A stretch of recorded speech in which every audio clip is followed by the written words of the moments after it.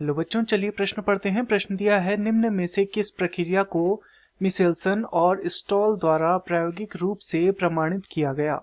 विकल्प ए है रूपांतरण, विकल्प बी है पारक्रमण, विकल्प सी है अर्धसंरक्षित डीएनए प्रतिकृतिकरण तथा विकल्प डी है सेंट्रल डोग्मा। तो इस प्रश्न में हमसे एक जो प्रयोग किया गया था मिचेल्सन और स्टॉल द्वारा, उसके विषय में पूछा गया है। अर्थात इस प्रश्न की जो मुख्य अवधारणा है वह किस विषय में है? वह है मिचेल्सन व स्टॉल का जो प्रयोग था उसके विषय में, स्टॉल का प्रयोग। तो इसके विषय में हमें इस प्रश्न में बताना है। तो चलिए इसे देखते हैं। तो मिचेल्सन और स्टॉल ने 1958 में एक प्रयोग किया था तथा इस प्रयोग के अंतर्गत उन्होंने हमें बताया था एक सिद्धांत जिसका नाम है अर्धसंरक्षी डीएनए प्रतिकृतिकरण। तो ये सिद्धांत मिचेल्सन और स्टॉल ने बताया था अपने प्रयोग के माध्यम से। इस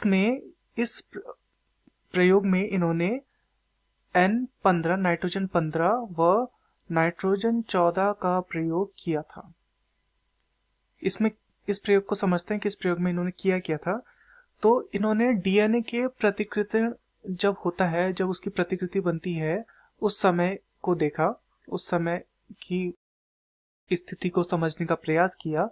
तो डीएनए की प्रतिकृति के समय तो इन्होंने क्या देखा? उसमें इन्होंने बताया कि डीएनए की जो प्रतिकृति बनती है इसमें 2 कॉपी बनती है, अर्थात 2 प्रति बनती है। यहाँ पर पहली जो बनती है, तो ये जो पहला रज्जुक जो होता है ये होता है पैतृक। ये क्या होता है? ये होता है पैतृक।